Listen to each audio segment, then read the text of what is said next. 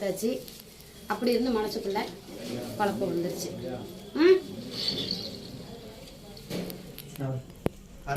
சில பிரச்சனைக்கு வரதான் செய்யும்.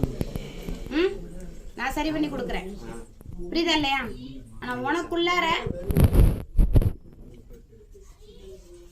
அவசரப்பட்டு பண்ணியாச்சு. இப்ப கண்ணீர் விட்டு பிரயோஜனம் கிடையாது. பையன் நல்ல பையன்.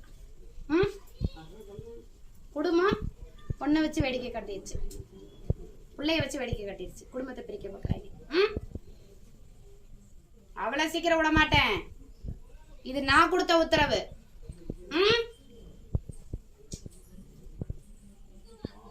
கலங்காத, அறியாத வயசம்மா.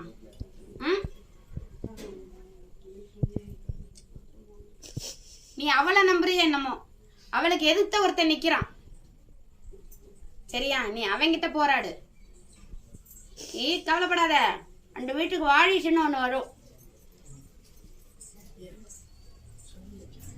அந்த வாரிசு வரும்போது ஒரு பிரச்சனை அத்தனையும் நான் தீர்த்து கொடுப்பேன், புரியுதா இல்லையா?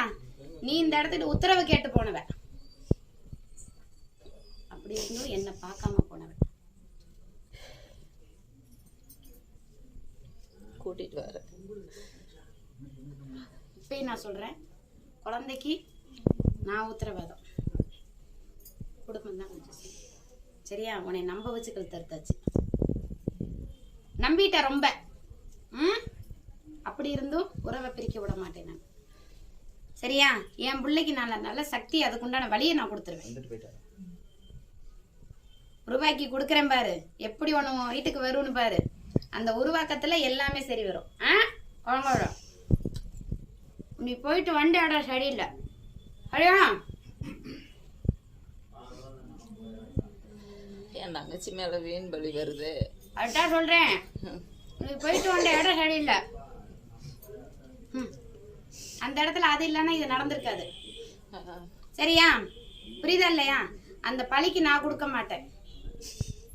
பழி வந்ததுக்கு காரணம் வேற, சரியா? அந்த இடத்துல தான் ஆள் இருக்கு, வேற ஆள் கிடையாது. உன் வீட்டுல இருந்து, நீ பிறந்த இடத்துல இருந்து 6வது இடம் தள்ளி விட வச்சவங்க அவங்க வேணே, அவங்கனாலே நான் அறுத்து விடுறேன், புரியுதா இல்லையா? நீ கலங்காத, ஏன் புள்ளாது, நான் தூக்கி விளையாட்டவன், சரியா? பிடிச்சுக்க.